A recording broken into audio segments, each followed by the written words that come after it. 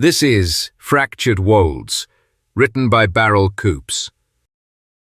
When the world broke, reality didn't shatter cleanly. It splintered. Whole cities folded into impossible landscapes where gravity bends, time stutters, and the air hums with a memory of what once was. In this new world, survival demands more than strength. It requires understanding the rules of a universe still rewriting itself. Olivia has learned patience in the ruins, patience and silence. Elijah has learned fear and what it means when that fear becomes power. Together they walk the ragged edge of the Fray, chasing a whisper of something impossible, a place untouched by the Rupture, where the storm is still. As the boundaries between worlds decay, the line between salvation and destruction narrows to a breath. The Fractured Wolds is a cinematic, heart-stopping journey through the wreckage of reality, a story of courage, consequence, and the desperate hope that even in chaos, something whole remains. Chapter 1: The Silent House. She had watched the house until the daylight thinned to ash and the rooftop sank into silhouette, and still there had been no movement at all. She would wait longer. Patience in this world outlasted canned food and clean water. It kept you breathing when luck did not, and Olivia had cultivated it like a crop for years. Darkness always tempted light to betray itself. If anyone sheltered within, they would falter when night settled and let a glow slip through a blind or a careless match flare in a cupped hand. 3 hours after nightfall, the street remained a hollow, soundless throat. No lamp, no whisper, only the thin wind threading broken glass and the occasional chime of something loose against a gutter. Time to move. Her name was Olivia. 17 now and alone for 6 long years. People, when there had still been enough to be called people, had given the catastrophe a name grand enough to carry their fear without explaining it: the Great Rupture. One sunrise, the world had been continuous. By noon it had become a quilt of safe squares and places where reality lost its stitch. Those treacherous patches they called the Fray, where physics softened and time hiccuped like a drunk swallowing grief. This estate on the edge of a forgotten English town lay, supposedly, outside the Fray. Supposedly was the kind of word that carved names into stones. She slid from the lee of a rusted delivery van, a lean shadow dissolving into deeper ones. The semi-detached crouched behind a thicket of nettles and bramble, boards nailed over most of the windows, the garden gate hanging like a lolling tongue. It could be a hoard or a trap, a pantry or a coffin, and there was no way to know except to enter. Inside, she let the house breathe around her. No torch to cut her night vision to ribbons, only the gibbous moon laying a pale blade along the upstairs landing through a seam in the boards. Her eyes, schooled by years of gloom, translated darkness into gradients, edges softened to charcoal, open spaces to slate, hazards to coal. Dust and old damp braided with the sweet-sour ghost of long rot. Her boots, soles bound in cloth, kissed the carpet without sound. The front room offered the usual archaeology: a toppled chair, a sofa with its springs like ribs, a bookcase collapsed into a lattice of bones. Nothing she could use. In the kitchen, smashed crockery glittered faintly under the window boards, and the cupboards yawned with the same tired emptiness she knew too well. She turned for the pantry, reading the room with her fingertips and the prickle at the back of her neck. The moon vanished. There was no cloud drift dimming, no gentle slide toward shadow. It cut off like a wire severed with pliers. The silver blade across the hall simply ceased to exist, and an absolute, depthless black pressed hard against her eyes. Not night. Night had texture and distance. This was a devouring absence that seemed to fill her mouth and soak into her skin. Olivia went still, breath snagging high in her throat. In all the 10 years since the Rupture, she had not met a darkness that complete. It rang wrong inside her, the way a cracked bell rings thin. A whisper of air stroked the hairs on her forearms upright, a chill thread winding under her jacket. The atmosphere grew tight and metallic, a taste like ozone laid over iron filings. The house had been empty until it wasn't. Someone shared the dark. The old ritual, friend or foe. But rituals were for a world that had time for them. Friends were a memory. Threats were current. Her fingers found their hold again around the fireplace poker she'd lifted earlier, the weight of it settling along her palm.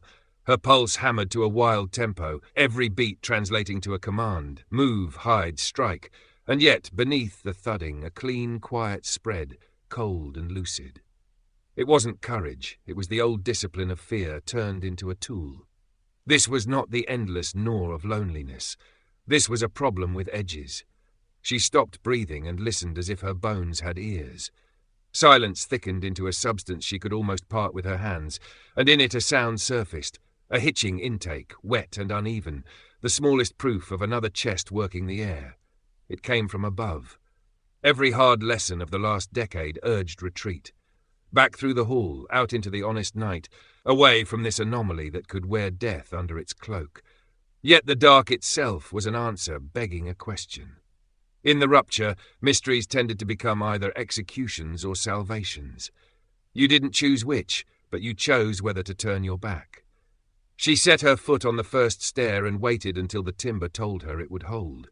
Step by step, she coaxed weight onto boards, each movement slow enough to lose an argument with friction. The blackness did not exactly lift, it altered, taking on a faint, trembling gloss like heat above a road in July. The landing resolved as suggestion. The pale rectangle of a doorframe breathed into being at the end of the corridor. The sound had a shape now. Not breathing only, sobbing, caught and smothered, terror folding in on itself. She stopped on the threshold. The hum in the air concentrated here until her skin buzzed. She leaned and let one eye tip around the jamb. A stripped room, a bed frame slumped sideways like a broken animal, the floor furred with dust. In the far corner, a boy had made himself as small as a secret. He wore rags that might once have been clothes, knees to his chest, face buried, shoulders shuddering. Around him the air did not sit still. It trembled and pulsed, concentric disturbances rolling out from his body like ripples from a stone dropped into a black lake, and wherever the ripples passed, the dark thickened, gobbling what little light remained. As she watched, something in him clenched, and the room dimmed again, the shimmer contracting as if the atmosphere itself drew tight to shelter him. The moon outside did not help. It had been dismissed. He was the switch. Threats announced themselves differently. This was not aggression. This was fear potent enough to bruise reality. Olivia eased into the doorway, the poker lowering until it hung like a pendulum from her hand. The quiet inside her packed down into resolve. Leaving him here would be an execution by neglect, his and possibly the next travellers who stumbled into this collapse. Taking him with her would mean walking beside a fault line that moved and breathed. She stepped onto the boards. The boy's head whipped up. His eyes, wide, reflective, silvered by what not light existed, found her and seized there. He gasped, a small broken sound, and the darkness shivered as if a sheet had been snapped in wind. Olivia held his gaze.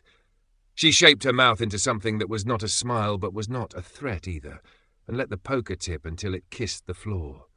The metal made the smallest music against the bare boards, a soft, sane clink that belonged to kitchens and hearths rather than ruptures and voids. The sound seemed to fasten the room to itself. The absolute black at the window sloughed away slightly. A sliver of the gibbous moon edged back into existence, slicing a bright, improbable line through dust that rose and drifted between them like a shaken snowfall. For a heartbeat, everything hung suspended, their breathing rasping in counterpoint, the house straining to hear itself, and in the corner, an impossible boy whose terror could switch off the sky.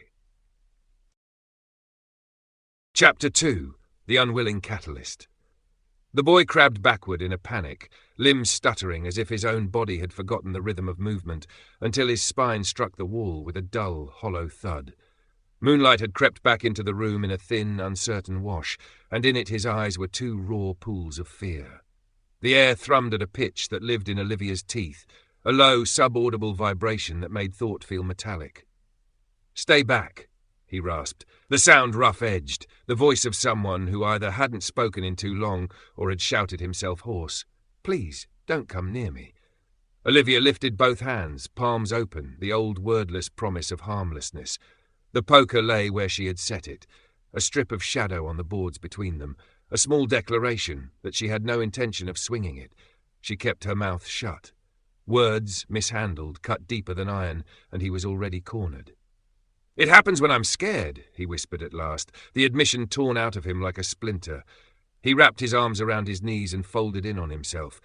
The dark, the quiet. I can't stop it. The rupture, Olivia said, keeping her tone level, almost conversational, as if the word had not remade the world. The syllables felt strange in her mouth. They were the first she had offered another living person in over a year. You make it happen. He flinched, as though she had laid a hand on a bruise. No, not the big one, just little ones. Tiny tears. They don't last, but they're getting bigger. He stared at his hands like they belonged to someone else. The last one, a man. He just came apart like sand. Cold tightened under Olivia's ribs, a knot cinching hard. The Fray as she knew it was a geography, a place you could skirt with skill and luck. He was not a place. He was a person, an event with a heartbeat, a portable, sentient fracture, a walking death sentence. And yet, he was only a boy, starved thin, threaded through with terror, fashioned by some cosmic cruelty into a weapon he could not control. The clean quiet that had settled over her in the earlier darkness held. Her mind felt glass clear, as if the chaos around him had made a still eye where she stood. "What's your name?" she asked. The question startled him. He blinked, focus jarring. "Elijah." "I'm Olivia." She let a breath slide in and out, then took a measured step, each motion loose and fluid, nothing sharp in it, nothing that could be mistaken for a lunge. "How long have you been here, Elijah?" "I don't know. Days? A week?" His gaze skittered around the stripped room, never landing, like a trapped bird battering itself on invisible glass. "I was running from others. They were shouting. It got dark. I woke up here. I've been hiding." "The ones you ran from, what did they want?" "They wanted to use it," he said, and the word broke in the middle. "They had cages. For people like me. People like me." The phrase hung in the air between them, heavy as a verdict. Not an anomaly, then, but a pattern. The rupture had not only split landscapes and laws of nature, it had rewritten people, gifting them with curses and painting targets on their backs. If there were others, there would be those who hunted them. Elijah was not just a danger, he was a beacon. As if the thought had tugged on a wire, a faint sound travelled in from outside, the harsh, deliberate crunch of gravel under a heavy boot. Elijah's head snapped toward the window. "They're back," he breathed, and the temperature seemed to sag by degrees. The low hum intensified until it became a felt thing. The room's edges softened, moonlight wobbling as if seen through deep water. "Elijah, look at me," Olivia said, letting command edge her whisper. His eyes dragged back to hers. "You need to stop. Right now. Breathe." "I can't!" Darkness thickened in the corners and began to bleed inward, the world stuttering. Across the floor, a toppled bookcase seemed to grow a ghost of itself. An echo frame doubling the real one, half a step out of alignment. Olivia closed the distance by another careful step until she could have reached him. The static raised the fine hairs along her neck and arms, a fizz along the skin that should have turned her stomach and spun her head. Instead, clarity sharpened. His storm raged. She stood in its calm center. The recognition landed with the soft violence of revelation. "You can," she said, lowering her voice to a near murmur that forced his focus tighter. "You made the moon come back before. Do that again. Hold on to the moon. It's not that simple." "It is." She folded down into a crouch, ignoring the animal part of her brain that clawed at her to run from the living fault line in front of her. "You're a switch, Elijah. You flipped it off. Now flip it on." Below them, a door gave a long, complaining creak. Boots crossed the threshold. More than one pair. They were inside. Elijah squeezed his eyes shut. A single tear cut a clean track through the grime on his cheek. The room pulsed. For a heartbeat, the phantom bookcase was the real one, its spines filled with titles written in a language of moving light. Then it gutted, a candle in a draught, and the dark surged back, thick and hungry. Olivia chose. It wasn't mercy. Mercy had time to consider how it wanted to be seen. This was calculation, cold, exact. He was a liability on a scale she could barely hold in her head, but he was also a key to how the rupture worked now, to how she might live through whatever came next. Walking away would mean leaving a live question behind her, and in this world ignorance had teeth. She reached out, slow, signaled long before the touch landed, and set her hand on his knee. He jolted under her fingers, but didn't snatch himself away. The dark's advance stuttered, then stopped, as if her touch had hammered a grounding rod into the room. "Breathe with me," she whispered. "In." She drew air, audible and steady, and out.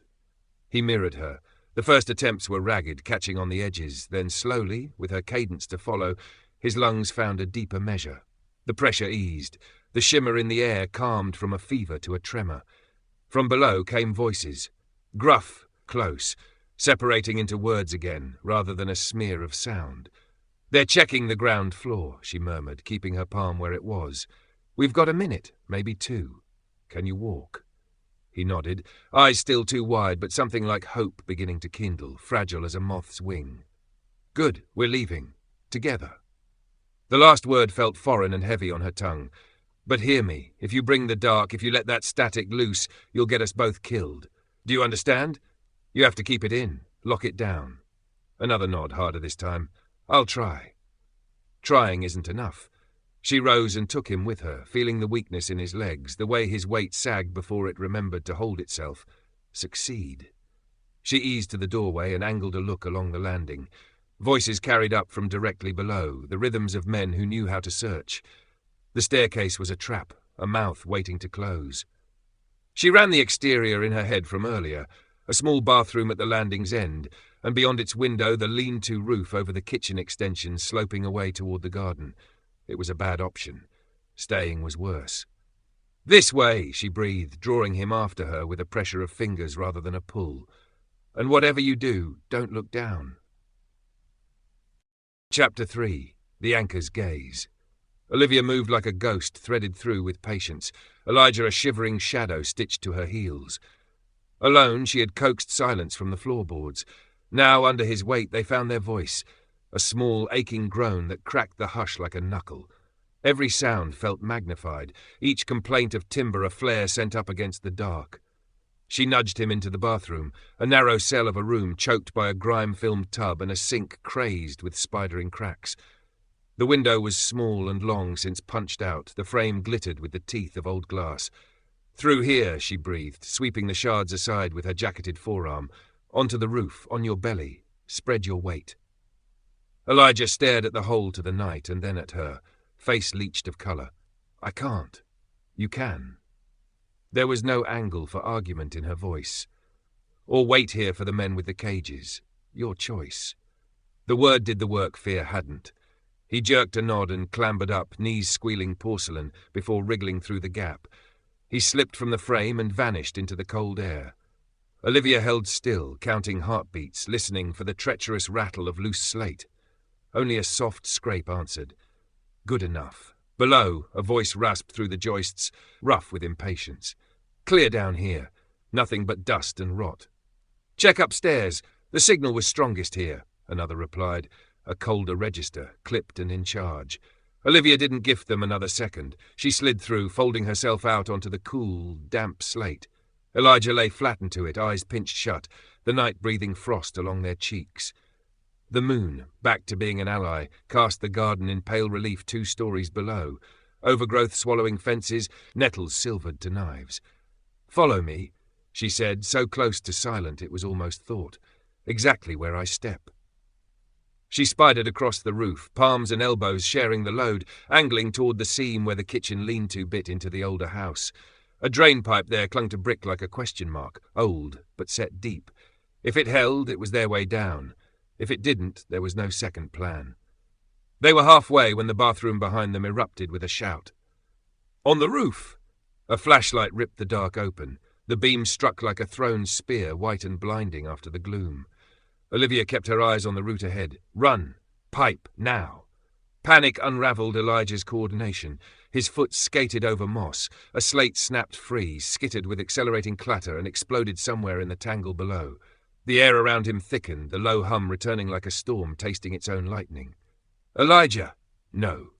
Olivia reached and caught fabric and bone at his forearm. A gunshot cracked the night. A tile near her temple burst into slate dust. Grit kissed her cheek. These weren't trawlers or chancers. They would kill to make a point. "Don't fire, you idiot! Reed wants the asset alive!" The cold voice cut up from below. Asset. The confirmation slotted into place with a grim click. Olivia dragged Elijah the last stretch to the pipe. "Down, now." He clung to it, shaking, and began to lower himself hand over hand. The metal complained but held. Olivia followed, riding it with a controlled slide, feet and palms feathering friction. She dropped the last span into soft with neglect as Elijah lost his grip and stumbled, knees breaking his fall. "Up," she said, pulling him into motion. A glance back showed two figures boiling out of the house, dark, patched tactical gear, movements tidy and in step. Not scavengers, soldiers. Anchors. The word carried a memory of whispers and warnings. A faction that fortified the stable patches and wrote their own law large enough to blot out the sun. The Fray to them wasn't a wound to be treated. It was a frontier to be fenced and mined. People like Elijah were assets to be tagged and boxed. "Into the Fray," Olivia said, steering him toward the garden's end, where the neat fence dissolved into shimmer. The air beyond wavered like heat above tar, and sound on the other side came muffled and wrong, as if heard through wool. It was a terrible gamble, but the house behind them had become a certainty of cages or graves. "The Fray? No, we can't." Elijah balked, heels dragging in wet earth. "It's that or the cage," she snapped, throwing her weight into him. "Choose fast." They crossed. The world flexed. The anchor's shouts were cut clean off, replaced by a resonant undertone that seemed to bloom from the ground itself. Cold sank its teeth into the air. The opposite pavement no longer held a simple row of houses. A Victorian pub shouldered through the belly of a glass and steel supermarket, stained glass bleeding into barcode signage. A double-decker bus was embedded nose first in a brick terrace, as if dropped from a spiteful height. Underfoot, the ground had been quilted by an argument. Islands of asphalt, seams of cobbles, and swaths of jaundiced grass that felt spongy and untrustworthy. Elijah staggered, a small sound escaping him. The static that lived in him flared in answer to the Fray's chorus, a discordant note in a symphony already out of tune. He clutched his skull. "It's too loud in here." "For me, too," Olivia lied, steadying him with a hand. The truth, the visual wrongness tugged at her balance, yet the psychic noise slid off her as rain does from oiled cloth. Whatever she was, whatever the rupture had made her, she remained a still point while the chaos spun. That, for now, was the edge she owned. "But it hides us. Move." She drew him into the shadow thrown by the fused bus, its rusted hulk groaning in the shifting geometry, metal answering to stresses it had never been asked to bear. Through the wavering border they had breached, she saw the anchor's stall. The scar-browed one, the cold voice, stood at the very edge, face severe, frustration shuttered and precise. He stared into the shimmer like a man gazing at a sea he refused to learn. He would not cross. They craved stable ground, the Fray loathed their kind. For the moment the distortion was a wall higher than any fort. But when Olivia looked at Elijah, hands shaking, breath stumbling, his inner storm quickening to the Fractured World's rhythm, she understood the wall was made of fog. Safety here was a story you told to keep your feet moving. Reality itself would test them, and the boy beside her was its unwilling, volatile accomplice. The anchors knew his value. They would wait, patient as frost. Sanctum became not a rumour, but a finish line, and what lay between anchors with cages at their backs and the Fray unspooling in front would be a race run on a knife edge. Chapter 4. The Glimmer of a Haven. The Fray did not soften. It pressed on them from every side like a fever dream that refused to break. Sound carried strangely here, echoes without source, whispers that skittered away when you tried to hear them straight, and time frayed at the edges until minutes felt unstitched from hours. Olivia guided a near catatonic Elijah through its warped corridors of world, choosing routes by instinct and the way the air sat against her skin. They passed a playground where the swings moved to a wind that did not blow, their chains creaking in a rhythm no ear could count, as if scoring a game that had not begun. They skirted a lake of black glass whose surface held a shattered reflection of a church spire, but the reflection stood upright, a spear aimed into a sky that turned in colours language hadn't learned yet. Elijah was a hazard in motion. Every wrong sight made him flinch, and each flinch nudged the air into misbehaviour. Once a pocket of scentless frost flowered over their boots. Later a soundless burst of light snapped their shadows into 5 divergent directions, pointing like accusations. He felt like a lit fuse carried through a powder store, and the Fray was all powder. At last Olivia found a trough in the madness. A small circular bandstand marooned among petrified trees, their branches frozen in contortions that looked like pain arrested mid-scream. The structure itself held true, paint blistered, rails intact, floorboards solid underfoot. Here the Fray's dissonant hum dulled to a background throb, distant as a storm at sea. "Rest," she said, voice roughened by hours of careful quiet. She eased Elijah down with his back to the rail, knees hooked up, and felt the tremors jump under her fingers. Though the air was still, he shivered like a man in sleet. She shrugged off her pack, movement neat and economic, and drew a dented canteen. "Drink." Slowly. He took it in shaking hands, eyes never settling, darting from frozen bow to painted balustrade to the sky's slow whirl. "They called me an asset," he said, like a bruise pressed by memory. "They did," Olivia answered, seating herself opposite, attention combing the perimeter in loops. No judgment, only the ledger of facts, like the dead trees, like the sky that wouldn't hold still. "I'm not a thing," he whispered, and the despair in it sounded older than he was. "I know." She reclaimed the canteen after a measured sip and took one of her own. The water tasted metallic and warm, but it anchored the mouth and throat to living. "To them you are. A tool, a weapon. That's why we don't go back to the stable zones, any of them. If one anchor outfit knows about you, the others will learn fast." His shoulders sagged under an invisible weight. "So where do we go? We can't stay here. I'll come apart in a place like this." His gesture took in the world that wasn't. "It's like it's talking and I can't understand the words. It's so loud." He was buckling. Without a destination, the sheer gravity of his existence would crush him inward. And a collapsed Elijah would be a catastrophe with a pulse. She needed something true enough to hold his gaze. If not truth, then a truth-shaped direction he could lean on. "Have you ever heard of Sanctum?" she asked, leaning in so the rails framed his face, giving him fewer places to look away. The name seemed to draw his focus like a magnet. His brow wrinkled. "A story, a ghost people told each other before. A place the Rupture couldn't touch." "It's more than a story," Olivia said, and let a sliver of conviction into her tone, like light through a seam. She didn't know whether she believed, not fully, but belief wasn't the currency that mattered. Steadiness was. A true stable zone. Not an anchor fort carved out with guns and fear, but a place the laws never broke. Grass green because it should be, water that's clean without boiling, a sky that's only a sky. She was painting from a child's faded palette, things heard when she was 11 and hungry, whispers scavengers shared because they needed to. A paradise lost or one never found, either would do if it kept him standing. Elijah searched her face and something fragile moved behind his eyes. "How do you know?" "I met people who were looking," she said. "Not anchors, just survivors. They said it's a valley, hidden away, a sanctuary." She let the word land and settle.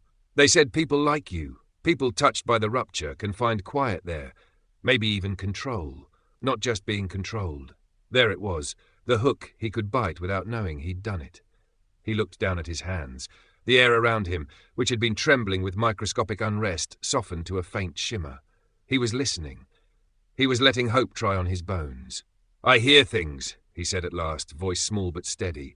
"On the static wind. When the fray gets loud, there are voices. Mostly noise. Screaming, laughing, nothing that means. But sometimes there's one that's clear, always the same." Olivia stilled, even her breath made careful. "What does it say?" He closed his eyes as if tuning a dial. "It says the eye of the storm is still." His eyes opened again, and there was a new intensity there, unsettling and focused. I think it might be Sanctum. I think it's calling us." Cold traced her spine, delicate as a fingertip. He wasn't only a catalyst, he was a receiver, a radio set to the frequency of a broken world. If the Rupture had torn the fabric, some caught in its first blast might have become antennae for its aftermath. Terrifying. Useful. Both. It moved the goalposts. Sanctum ceased to be a story she used to move him. It became coordinates he might navigate. That was opportunity wrapped in risk. If he could hear a signal, what else might he hear? And who or what was speaking? She met his gaze, letting her expression be the still water he could reflect in. "Then we go there," she said, and felt the decision settle with an inner click. "We follow the whisper. We find the eye of the storm." For the first time since the dark room and the moon switched off like a bad idea, something other than fear took root in his face. Purpose, thin, tentative, but alive. He nodded, slow turning to shore. "Okay." Olivia rose and shouldered her pack. The bandstand's quiet had the geometry of a cage, and cages, small or large, were a habit she refused. They had a direction now, a reason. But as she looked at the boy who could tug at the stitches of reality and listen to its screams, she understood their path would be less about roads and more about the country between heart and mind, between panic and control. The Fray would test the ground under their feet. Elijah would test the ground inside his head. They stepped off the boards together, the hum of the Fray gathering them in like a distant tide, and began to walk toward a stillness that might exist. Chapter 5. Crossing the Fractured Wolds. The whisper gave them a bearing, the way a magnet gives iron filings a dream, direction but never rest. Elijah could catch it only in pockets where the world screamed, so Olivia steered them inward, deeper into places her instincts had been trained to avoid. Their progress became a narrow dance along a cliff's lip, every step testing whether the ground chose to be ground. People had named this region the Fractured Wolds, as if a tidy word could hold chaos still. It was a sprawl of sutures and scars where the rupture hadn't simply cracked the world, it had slammed mismatched pieces together and walked away. They picked through the skeleton of a motorway overpass, turned to lace, then sank to their knees in a forest carpeted with crimson moss that smelled faintly of copper and forgotten rain. Gravity sulked and bargained. In one field they had to lean their bodies 45 degrees into a sideways pull, calves burning while the horizon tried to roll them off it. Elijah served as their canary in a mine collapsing in slow motion. His body kept a ledger of dangers Olivia could not see. A sudden, stabbing migraine drove him to the ground. Their time was compressing, and their hearts pattered like trapped birds. A wave of nausea warned of a memory bleed, where the past pressed so hard it wanted to overwrite them and call it mercy. "Left," he gasped once, clutching his stomach as they approached a quiet street of terraced houses that should have promised nothing but curtains and chipped paint. "Don't go straight." She did not argue. She hooked them through a shattered garden wall, glass crunching soft under the cloth-wrapped soles of her boots. At the corner she risked a look. The houses down the road were perfect. Fresh paint, clean nets, no dust anywhere. Shapes moved behind the windows, grey and out of focus, their lives repeating every 10 seconds. A kettle lifted, a book page turned, a child's head tipping toward laughter that didn't carry. A sealed loop of an ordinary afternoon from a world that had ended mid-breath. To walk there would be to dissolve into someone else's leaving. Olivia's old patience, once the tool of a solitary scavenger, became a lifeline for two. She studied before she moved. The deliberation frayed Elijah's nerves, it kept their skins whole. A glass fall lay across their path, shards of crystalline plates drifting in stately orbits, reflecting a sky that refused to agree with itself. She watched them for an hour, charting their slow choreography, committing arc and interval to memory, before she threaded a line through the glittering drift. "It's taking too long," Elijah muttered, the tightness in his voice tugging at the static that lived under his skin. A nearby shard trembled, veered and knifed into the ground with a silk-tearing sigh. "That's how we stay in one piece," she said, eyes still tracking the killers that would politely call themselves ornaments in any other universe. "Your way ends with us coming apart. My way is slow. It works." The truth, she didn't add. His volatility was both danger and instrument. A live wire she could sometimes make sing in the right key. When they hit a chasm, silent, depthless, slicing the ground exactly where the whisper pressed them to go, there was no path, only a dare. Then something in the unseen fray gave a long, hungry howl, and Elijah's terror spiked. The air in front of them wrinkled. For 3 heartbeats, reality blinked. The gulf vanished, replaced by a bridge you could see only if you stopped trying to believe it. An arched span of condensed light, trembling as if it remembered being not there. "Go!" Olivia shoved him forward and ran with him, feet striking what felt like frozen electricity. The bridge thrummed under their weight, neither cold nor warm, a thing that existed by will and argument. Behind them, light began to unravel at the edges, threads dissolving back into nothing. They jumped, hit dirt, rolled. The span winked out, and the chasm returned with a patient, soundless yawn. Elijah folded where he landed, palms pressed to the earth as if it might bless him back. Colour drained from his face. I didn't mean to. You did it, Olivia said, feeling the aftershocks in her bones, her pulse still hammering double time. She offered her hand, again, and she did not miss that it had become a habit. It worked. He looked from her hand to her face, awe and horror braided in his eyes. The lesson was crawling into him. The curse could be a lever if he bore to touch it. Useful. Dangerous. Days blurred into each other, marked only by the Fray sky's unreliable theatre, light that crawled sideways, dusk that coiled back into noon. They slept in shifts inside hollows of comparative quiet where the ground agreed, for the moment, to act like ground. Olivia's sleep skimmed the surface. One ear belonged to the world, the other to the boy whose dreams might, by accident, peel their shelter away. The whisper sharpened as they went deeper. The eye of the storm is still. At first it had been only words. Now it acquired the suggestion of a pull, as if the sentence were a tide with its own moon. Elijah began to angle his head as they walked, as though the sound were a star he could triangulate if he narrowed his eyes just right. They learned a rhythm. Olivia mapped the physical madness with method. Watch, test, commit, her mind building lattices of safe enough where none should exist. Elijah felt for the quiet line threaded through the scream. Together they became a makeshift instrument. Her steadiness, his sensitivity, her refusal to hurry, his unwilling wire to the Rupture's current. They argued without words. She held him still when impatience crackled off him. He dragged her left or right when the invisible turned hostile. They skirted a hillside that wanted to be a wall, crossed a canal that insisted it flowed uphill and sulked when they made it behave, traversed a copse where leaves were pages, covered in tiny, shifting script that tried to tell them someone else's memories until Olivia made him look at her boots and count her steps. In a square that might once have belonged to a market town, wind chimes made of cutlery sang in a language of spoons. Elijah flinched. She recited the names of constellations without looking up until his breath evened. When the next danger came, it arrived as nothing at all. A patch of air with no sound in it, no taste, a silence so absolute her ears rang.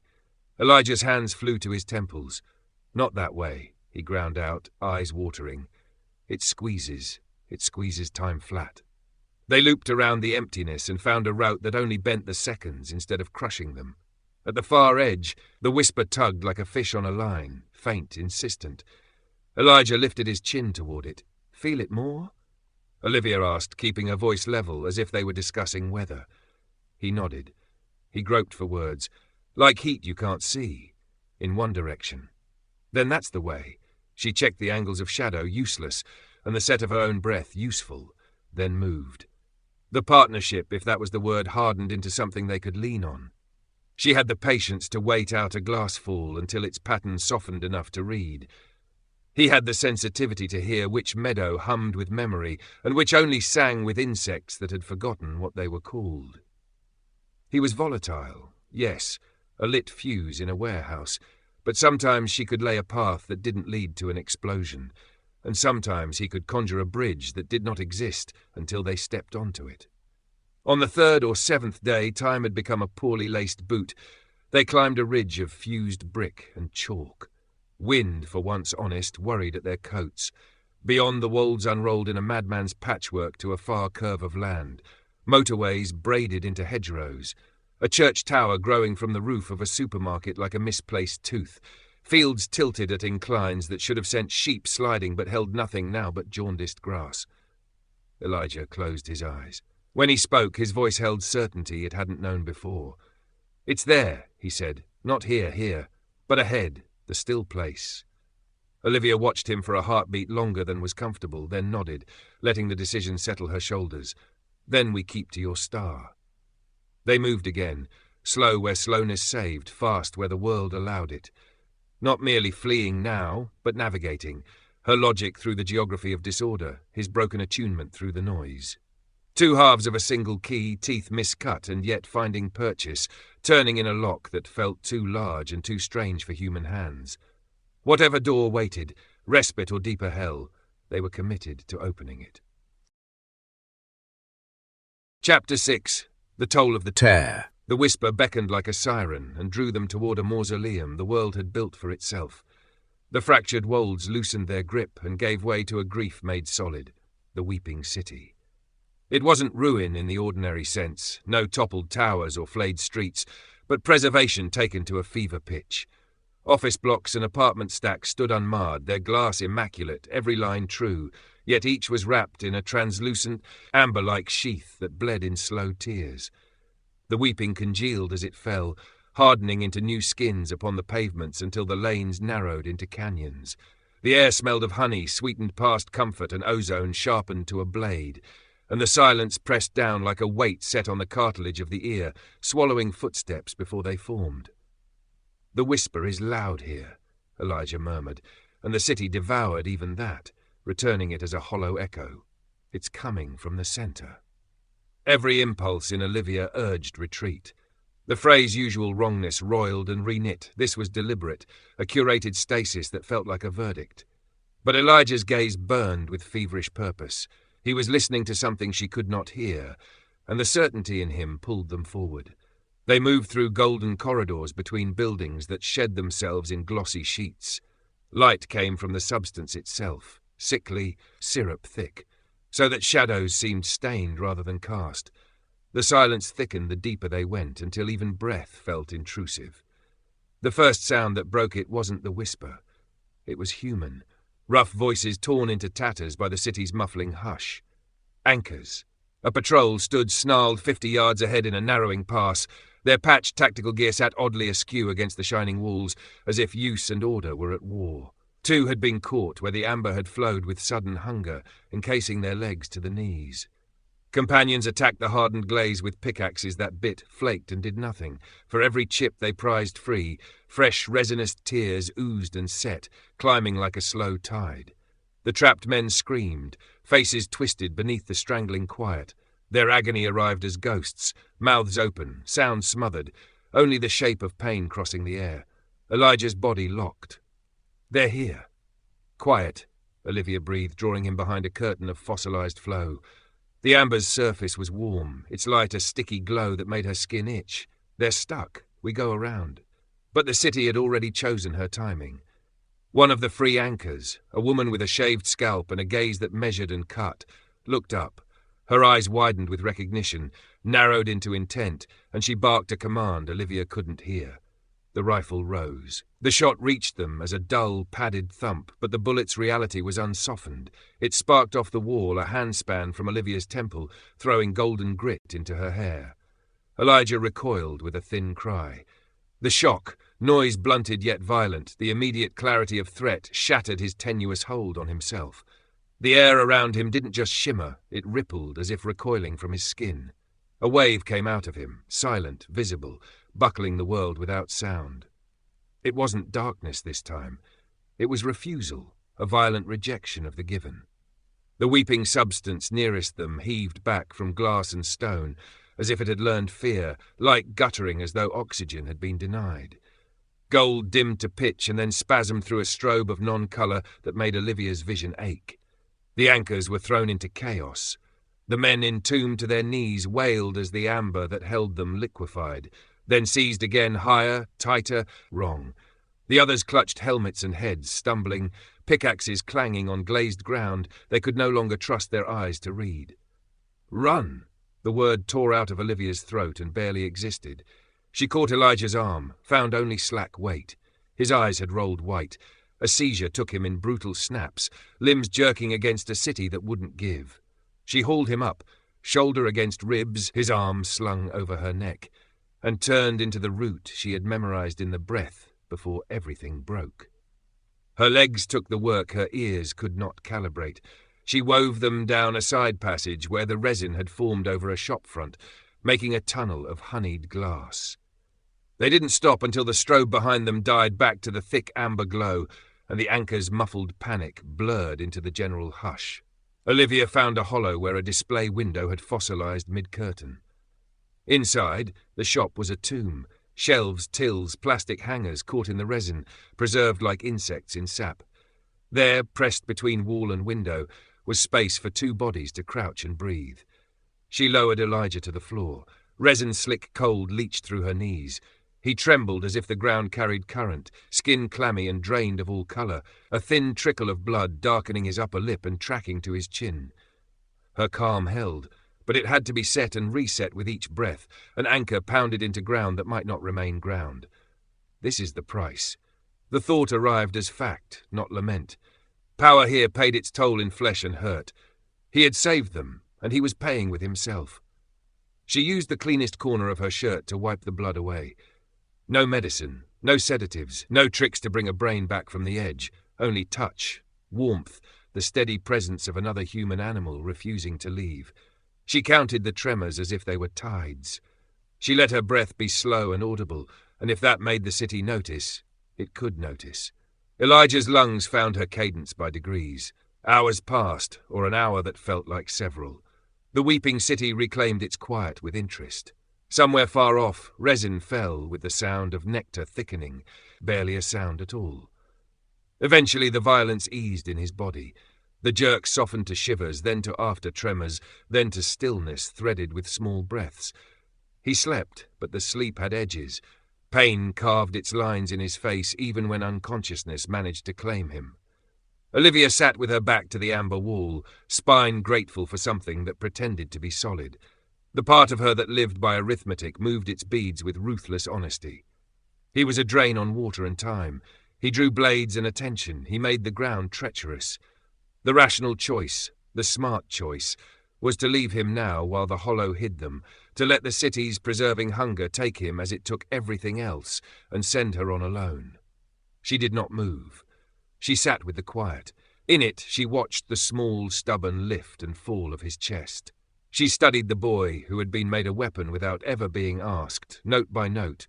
The hollows under his cheekbones, the bruise starting at his temple where his head had struck her shoulder, the rawness at the corner of his mouth where teeth had cut skin.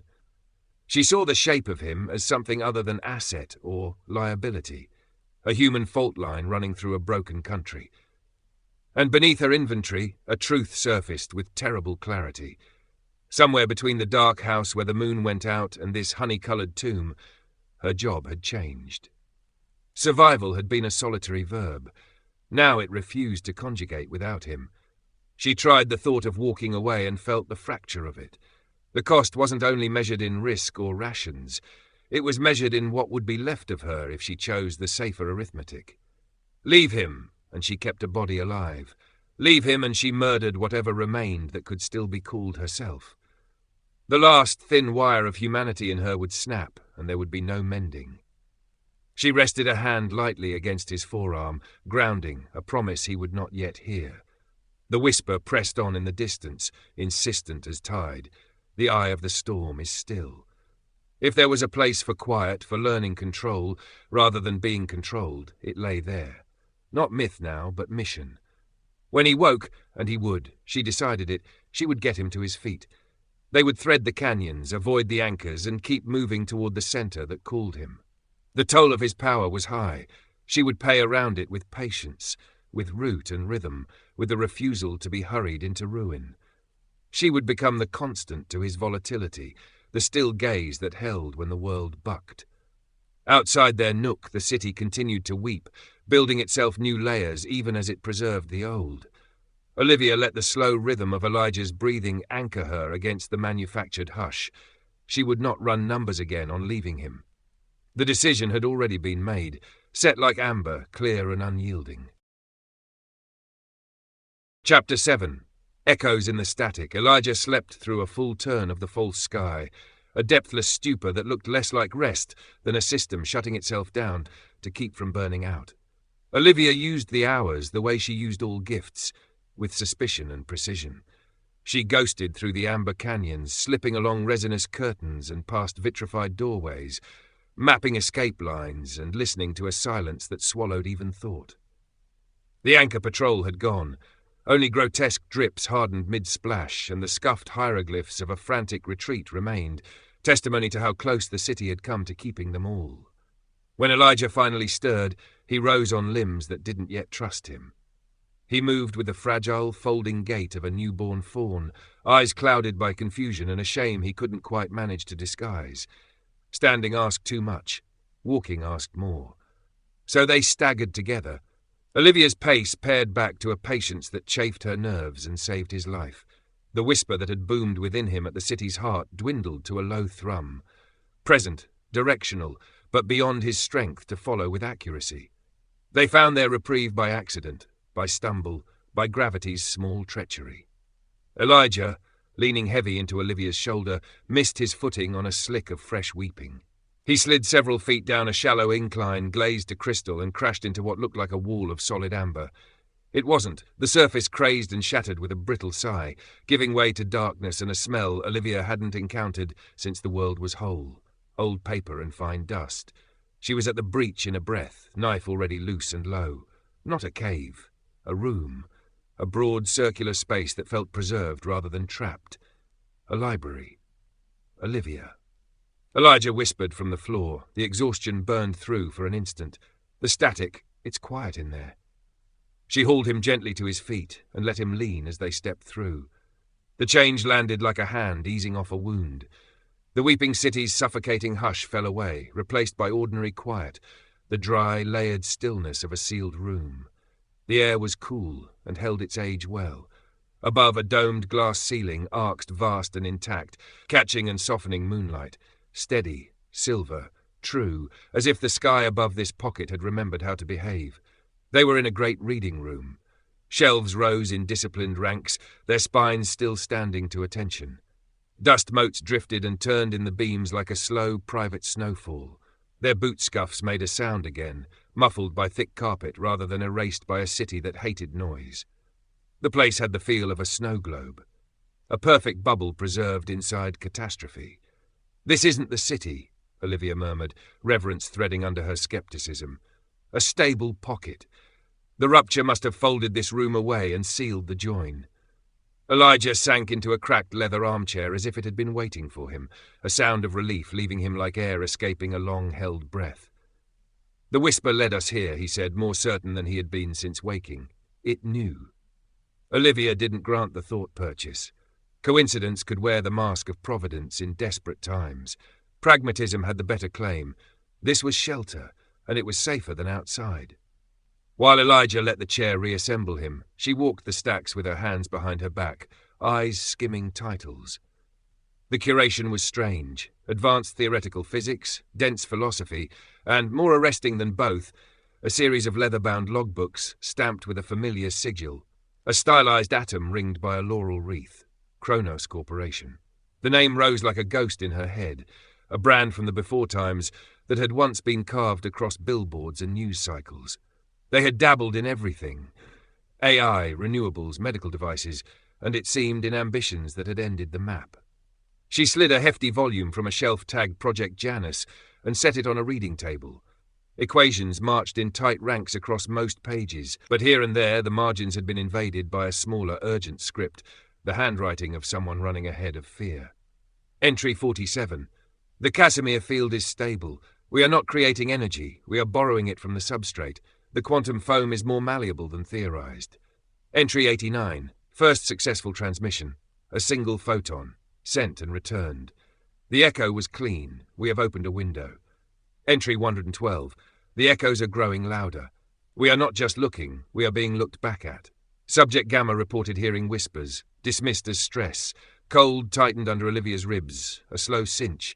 She reached for another volume, its leather blotched with old coffee or something darker, and opened where the book wanted to fall. Final entry. Dr. Aris Thorne. They wouldn't listen. The echoes aren't echoes. They are perceptions. Consciousness on the other side. We didn't break a barrier. We tore a membrane. The rupture wasn't an energy surge. It was a reaction, a rejection. We peered into the engine of reality, and it peered back, and it did not like what it saw. Her fingers released before she told them to. The book thudded onto the carpet, a soft sound that still seemed loud here, and a breath of dust curled up and caught in her throat. "Olivia." Elijah's voice floated from the chair, thin with fatigue, steadied by the room's sanity. She brought the book to him, the page open, the words underlined by her pulse. "It wasn't accident," she said, hearing the iron in her own voice and not softening it. "Kronos was trying to tap. Something else. Another layer beneath the one we live on. They punched through." Elijah read, moonlight silvering his already pale face. They tore a membrane. And when they did, Olivia went on, the 1,000 scattered pieces sliding toward each other into a shape she'd dreaded, what came through didn't just shatter things. It rewrote them. It rewrote rules, and it rewrote some of the people caught in the first breath of it. It didn't gift you a power, Elijah. It put a piece of the other side in you. You're not only a catalyst, you're a wound, a tiny, open tear. He stared down at his hands as if they'd betrayed him, revulsion and comprehension warring in the set of his jaw. The air around him, quiet since they had stepped under the dome, flickered with an involuntary shiver. A wound, he said, tasting the word like something bitter. This thing inside me, it isn't me. It is in you, Olivia said, and let her tone soften without losing shape. But naming it changes the terrain. A map is different once the mountain has a name. He lifted his gaze. The silver in his eyes seemed less a trick of light now, and more an intent. The shame burned back to reveal something clearer and much more dangerous. Anger that had found its target. If it's a wound, it can be healed. If it's an infection, it can be fought. He closed his fists slowly, as if feeling where his edges were. The shimmer that rose from his skin didn't scatter this time. It gathered, a nimbus seeking shape. Sanctum isn't just a sanctuary. It has to be a hospital. The word rang in the room and found nothing to dampen it. Around them, shelves breathed their old paper breath. Above them, the moon cast its ordinary blessing through glass that had refused to break when the rest of the world did. Olivia felt the axis of them tilt. No longer only flight, no longer only survival. Purpose had climbed into Elijah's bones, and with it a direction that was more than magnet and whisper. He was not less dangerous for it. He was more so, and in a way she could work with. A boy who believed he was a weapon became what hands chose to wield. A boy who understood himself as wounded became someone who could consent to being mended. The difference mattered. It could be the thread they followed through the labyrinth without losing each other. Olivia let the logbook slide shut and set it on the table with care, as if loudness might summon the city back. "Then we go," she said. "We follow the quiet in your head toward a place that can teach you how to close what they opened." Elijah nodded, a small, deliberate movement that looked like a promise made to himself before it was offered to her. In the sanctified hush of the lost library, surrounded by the neat ghosts of those who had torn the membrane, he had traded terror for defiance and helplessness for intent. He would still shake. He would still bleed for it. But the look he turned on the room, and then on the world beyond it, belonged to someone who had chosen to fight the right enemy, even if that enemy sometimes wore his face. They rested in the dome's steady light until his strength climbed a rung or two back up the ladder. Then Olivia tightened the straps on her pack, helped him to his feet, and marked the breach with a memory she would not let the Fray take. The weeping city waited outside, patient as resin, but for the space of that room they had been allowed to hear themselves think. When they stepped out, the silence pressed on them again. The amber walls gleamed and wept. Olivia set her shoulder under Elijah's arm, and together they turned toward the centre's pull. The whisper thrummed, and for once it did not sound like a summons to extinction. It sounded like a ward's bell, far off but clear, calling them toward a place where wounds might finally learn to close. Chapter 8. The Anchor's Price. The library had given them more than a theory and a name to hate. It had put iron in their spines. Knowledge weighed heavier than ignorance, yet it sharpened purpose the way a whetstone finds an edge. They moved with that new hardness, Olivia reading the ground with her old patience, while Elijah, steadier now, tuned himself to the faint pull beneath the Fray's constant hiss. They skirted the perimeters of anchor-held towns, gave a wide berth to their flood-lit palisades and neat fields, and threaded the unreliable seams in between. Reed, it turned out, had patience to match their own, and a net built for long pursuits. The trap came dressed as mercy. A scavenged radio, one of the good bands that still carried more than static, caught a voice promising safe passage and medical aid at a nearby settlement. The message cycled with calm authority, coordinates repeating, the sort of confidence people used when they were accustomed to being obeyed. A rookie lure. They both knew it. But Elijah's reserves were frayed thin, and Olivia had already spent more courage than she owned. They angled toward the signal, because desperation knows how to counterfeit hope. The town presented itself like a postcard sent the old world. Gates stood straight. Streets lay swept. Garden plots were weeded into submission. Guards on the walls looked outward with that particular righteous stillness. When Olivia signalled, the gates swung inward obligingly. Welcome. The embrace closed with teeth. They were ringed before the threshold's shadow had left their heels. Anchors stepping from open doorways and porches, a dozen muzzles finding Elijah's chest as if drawn there by magnet. No one bothered with Olivia. It told her everything she needed to know. They were marched through order that smelled of boiled water and oil and the faint tang of disinfectant, the perfume of control. The municipal hall at the town's centre had been stripped to bones and repurposed into command. They took them to an office that had the severe tidiness of a mind that prized function over comfort. A desk, a map wall pricked with coloured pins, a lamp heavy enough to be a paperweight and a weapon, and behind the desk the man whose shadow had already been on their trail. Commander Reed's scar bisected his brow in a pale, disciplined slash. Granite had been taught to speak and had chosen economy. Elijah, he said the name as if filing it. His gaze did not acknowledge Olivia. She registered to him as packaging. I am Commander Reed. You have caused a stir in my territory. Elijah kept his jaw locked. The air around him tightened. The lamp's filaments hummed as if noticing him. You imagine yourself a cursed boy, Reed continued, voice even and polished. I see a resource, deterrence distilled. His hand made a small proprietary circle in the air. Hold civilization's remnants together with our fingernails. We protect stable zones from scavengers, aberrants, and the Fray. Our reach is thin. With you, we can expand it. We can secure a future. I'm not a weapon, Elijah said. The words came gravelled and low, ground out rather than spoken. Everything is a weapon if you possess the wit to see its use, Reed said, dismissing the objection like a fly. His eyes flicked to Olivia for the first time, a cursory assessment, the sort paid to a tool before it's set aside. Your keeper has been efficient in delivering you. For that, she may walk out with her life. A rare mercy. Olivia did not give him the courtesy of a flinch. He isn't an asset, she said, and kept her voice level. He's ill. He is a key, Reed corrected, gaze sliding back to Elijah and brightening with a fanatic certainty. And I will use him to lock this broken world down. We've studied the signature. We can amplify and channel it. He stood and crossed to the map. Coloured pins crowded the board, anchor outposts like bright stitches, Fray zones a constellation of danger.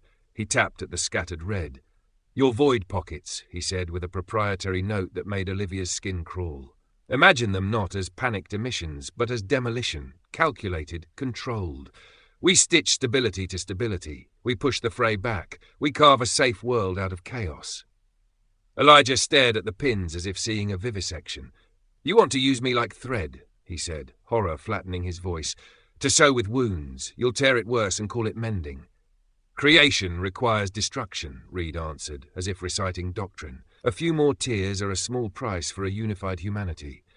He'll die, Olivia said, and the room felt her words cut. You can feel it, Elijah, what it costs you each time. What he's describing would burn you from the inside. It will shred you.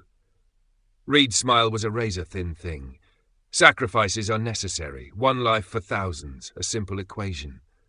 The arithmetic hung there, obscene in its neatness. In Reed's eyes, Elijah was already component, battery, blade, something to plug in and switch on until it failed. Elijah's gaze moved from the map's punctured geography to Olivia's face, and something in him solidified. The terrified boy from the dark house was gone. In his place stood someone who understood price and payer. The static did not spill now. It condensed, atmosphere thickening as if the room had been pushed deeper underwater. The lamplight faltered. I am not your sacrifice, he said.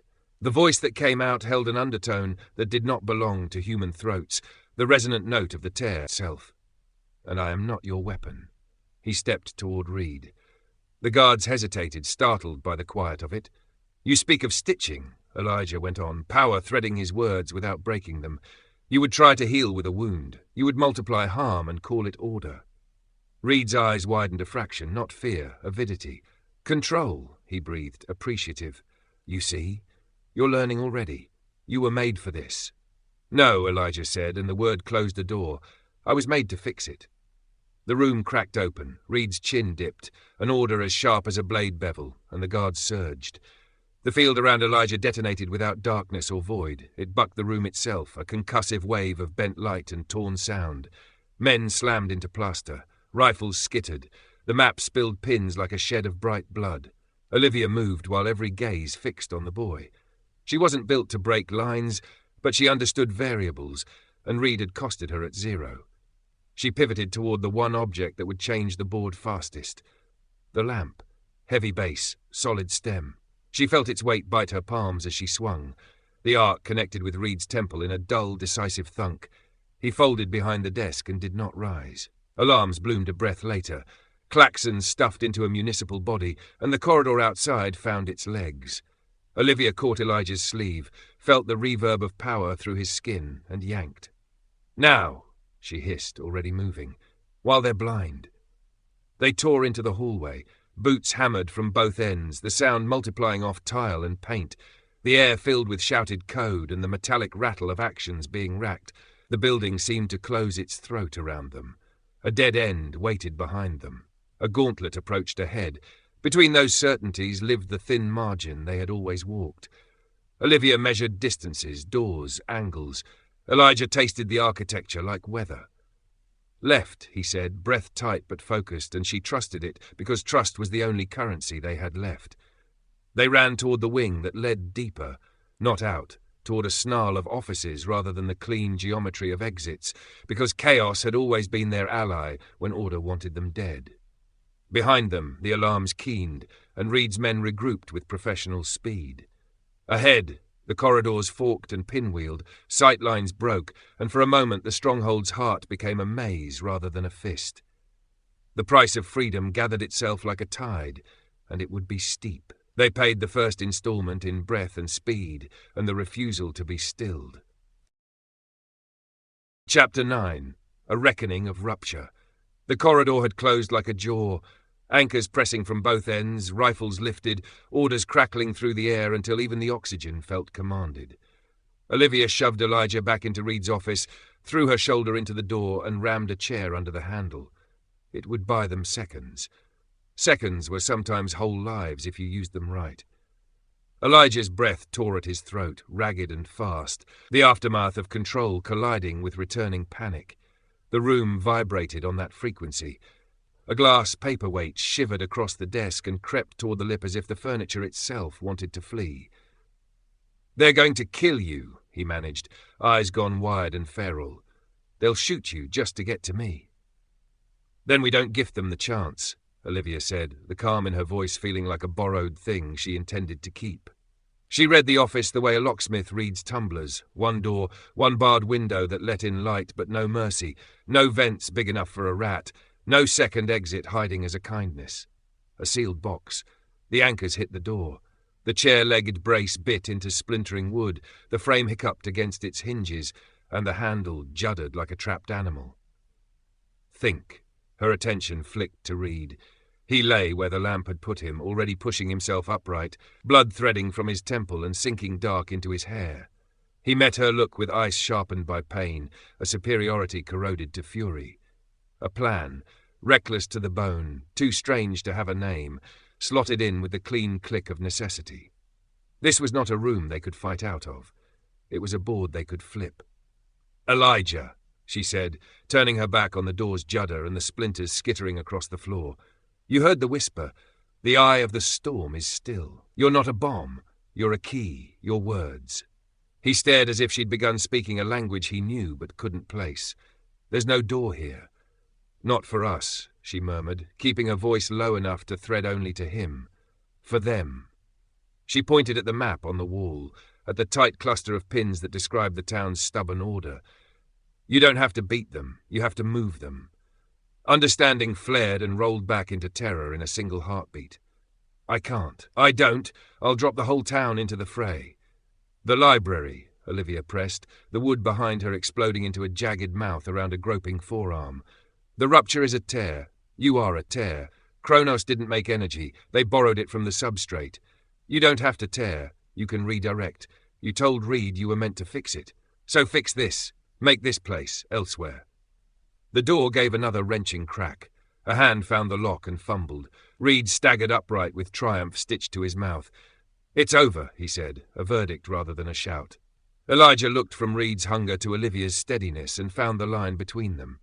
She wasn't asking for unleashed fear. She was asking for shaped understanding. Precision, not detonation. He closed his eyes, not to hide but to tune. The static around him didn't flare outward. It curled inward, tightened into a sink, a quiet vortex drawing noise to a center.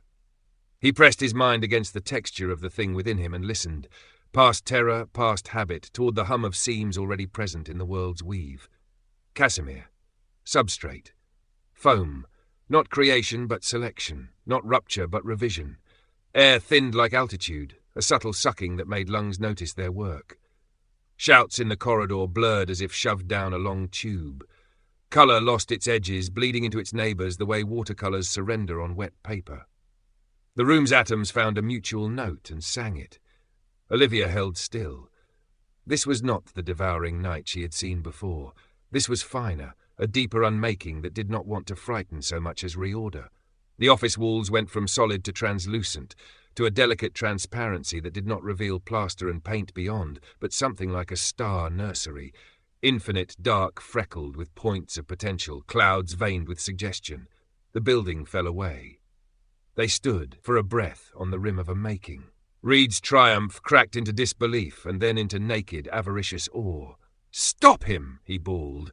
But the city swallowed his voice and returned a tinny version that sounded very far away. Elijah's eyes opened. The silver had been replaced by a depthless black salted with tiny lights, not reflective so much as inhabited. For an instant, Olivia saw not the boy but the gaze that had looked out from the other side of Kronos' membrane. Ancient, indifferent, more law than mind. "Your stability is an illusion," he said, his voice layered with a chorus of whispers that threaded and retreated. "You built your kingdom on a fault line." He lifted his hand, not to strike, but to edit. Sound left the room like a breath. With a soft, terrible ease, the world shifted. The door that had been breaking open no longer existed. The corridor and the municipal hall evaporated like a mirage. One moment the anchors were breaching. The next, those same men stood disoriented in open ground under a bruised twilight sky, the smell of wet earth and ozone lifting from grass pierced by late rain. The hall was gone. The tidy town was gone. Reed's stronghold had been plucked up by its roots and shaken loose into an uncharted Fray zone, miles from their stitched-together security. Where the office had been, there were two figures on ordinary rain-dark grass. Elijah's eyes lost their stars as if a shutter had dropped. His knees unhinged and he folded. Olivia caught him, eased him down, and felt the weight of him as weight, not light, spent but unbroken. His breath came shallow, then steadier. She turned slowly, taking in the emptiness. No walls, no sirens, no cages, only a field breathing mist, hedgerows sketched against a sullen horizon, and the first sparse taps of cold rain finding her cheeks. He had done it, not by ripping a hole and throwing fire through, but by choosing a seam and pulling reality along it. He had solved the problem with a rewrite. The cost had scoured him, but it had not ruined him. Exhaustion, not collapse. Olivia cradled his head and let the ache in her arms anchor her. The board had been flipped. Reed's net lay scattered in long grass. His men would regroup, but not fast, not clean, not as a machine. For the first time since the moon went out in a dead house, the future tilted toward them. Elijah was no longer only survivor, weapon, or patient. He had become something more dangerous and more needed. A maker of arrangements, an architect of where and what. Sanctum shifted in her mind as well, not just a haven or a ward, but a foundation stone waiting for hands that understood both wound and stitch. Rain thickened, beading in Elijah's hair. Olivia tightened her grip beneath his shoulders and looked toward the dark line of distance. "All right," she said softly, to him and to the field and to whatever in the world still listened. "Let's build." Chapter 10. Where the Moon is Whole. He weighed less than he should have, bones and willpower draped across her shoulders, heat ebbing and flowing against her neck as if his body were arguing with itself about staying. For 2 days, Olivia carried Elijah through a world that, at first, refused to relent, and then, almost shyly, began to smooth. The jagged overlaps of the Fray softened into long-backed hills, scarred by upheavals but no longer breaking underfoot. The static wind dwindled from a fretful hiss to a murmur, then fell silent. Metal bled from the air. In its place came resinous pine, wet soil, the clean breath of a land remembering itself. They followed a pull that was no longer a desperate shout inside Elijah's head, but a steadying undertone, magnetic, certain, even while he drifted in and out of a sleep that looked too deep to be rest. Direction lived in him like a lullaby, not command, not compulsion, but invitation. On the 3rd morning, thighs burning and shoulders numbed to ache, she crested a ridge and saw it. A valley cupped between high, snow-dusted peaks, untouched by the grey smear that stained the rest of the horizon. Clouds parted, not theatrically, but with a simple, merciful gesture, and sun, warm and yellow and human, laid itself across grass, so green it looked like a remembered colour.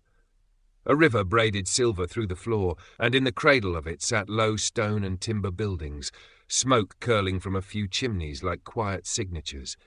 Not a city, not a fort, a haven, sanctum. The plainness of it undid her, not grand walls or shining towers, but the exactness of ordinary life. A page she had once turned as a child had been lifted whole from memory and laid here. Her eyes stung before she knew why. On her back Elijah stirred, eyelids fluttering as if the light itself were calling him up. He blinked slow, found the valley, and for a long heartbeat said nothing. Then he gave the word shape, soft and astonished. Home. She eased him to stand. His knees quivered and held. Together they took the path down, a track worn by honest use between ancient oaks. No palisade, no wire, no barked challenges, only the palpable sense of a circle crossed. The feeling landed all at once, a deep, pervasive stillness, as if a hand had lowered over the world and hushed it without force. The background anxiety that had hummed beneath Olivia's skin for 6 years loosened and slid away like a coat she'd forgotten she wore. People stepped from doorways and gardens, unhurried, no rifles. Work clothes patched and clean, faces bearing the record of hard seasons, but not the feral pinch of hunger or the guarded flinching watchfulness that had become the city's default expression. Curiosity, yes. Caution, of the prudent kind. No threat. An older woman came forward, her hair silver traced with black, her eyes steady and kind the way good earth is steady. She took them both in, the road salt on Olivia, the faint residual shimmer clinging to Elijah like dew that hadn't yet burned off. "You heard the call," she said, voice as quiet and sure as the ground beneath their boots. "He did," Olivia answered, her own voice rough with disuse and something she didn't challenge by naming. The woman smiled, and in it was recognition rather than surprise. "We are the stillness. Welcome." Her gaze returned to Elijah, not probing but meeting.